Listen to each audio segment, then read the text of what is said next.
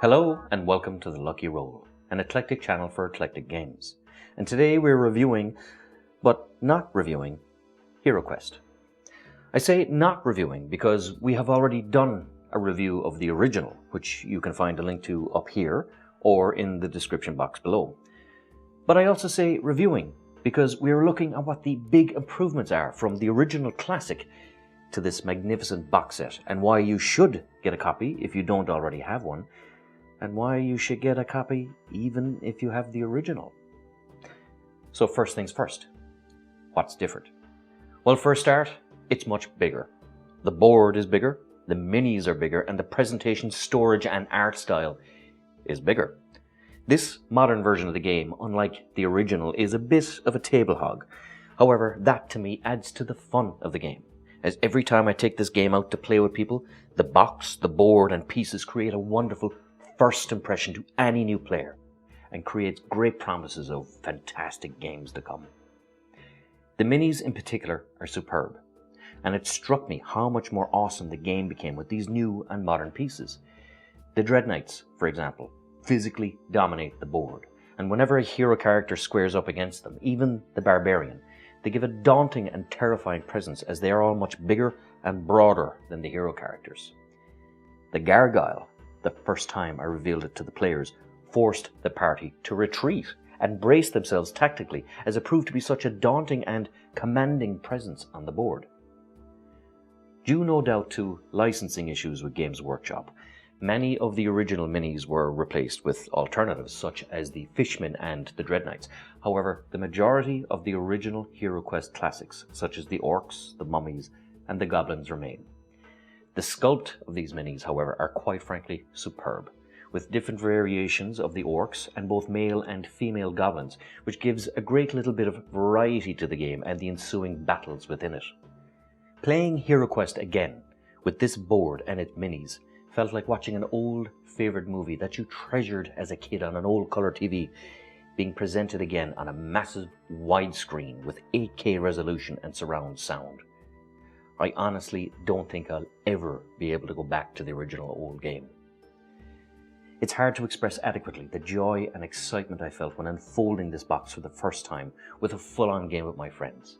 I relished in their first impressions of this new, modern version of HeroQuest, compared to the polite raised eyebrows I usually got when I rolled out my old, beat-up, torn, faded, although still loved, copy of HeroQuest, with its distinctly cartoony and 80s sculpts and paper furniture. Another blessed relief I found with this modern version of the game is the doors. A large part of the HeroQuest system is line of sight, so doors both open and close plays an important part in this game. With the old version, it was a nightmare swapping closed paper doors with open paper ones, as the stand was fiddly and cumbersome and the game only provided you with a finite amount of them. In this modern version of HeroQuest, you have all the doors you will ever need, and they're a single, solid plastic piece that you can immediately place and remove with no fiddling. It wasn't until I had this convenience in this modern game that I realized how much of a consistent annoyance the old fiddly pieces were in gameplay. The furnishings are the same, all being made of solid single-piece plastics that gives a great impression on the board. My only gripe is that the plastic trays they come in do not give up their prizes easily, and you worry sometimes about damaging a piece when you try and take it out.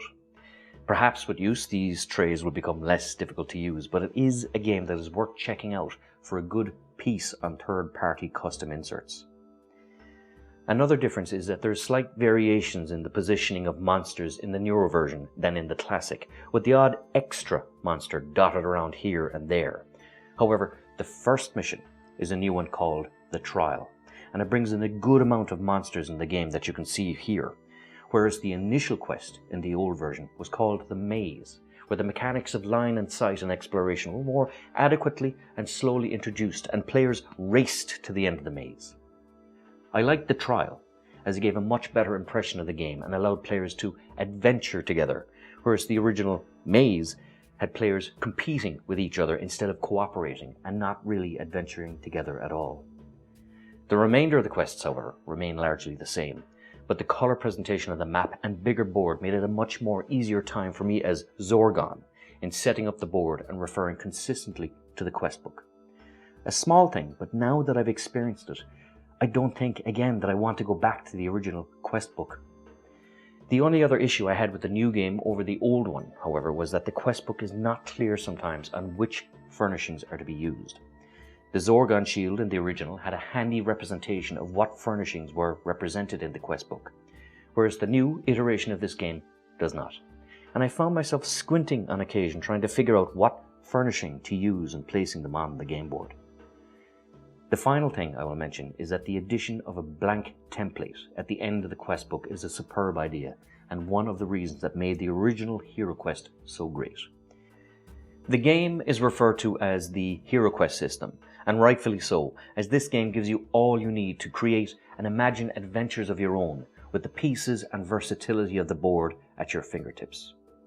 There are player stat sheets as well included in the game that allow you to pick up and play wherever you left off the last time you played, and the re-release of the game has also led to some old original tough to find expansions such as Keller's Keep and Return of the Witch Lord making their way back to market, including some new adventures for the HeroQuest game system such as the forthcoming Frozen Horror, which is proving to be a temptation that is more and more difficult to resist the more I keep on speaking for this review. As for why you should get a copy if you still have the original, well, I'll put it like this. This game made me feel like I was 10 again.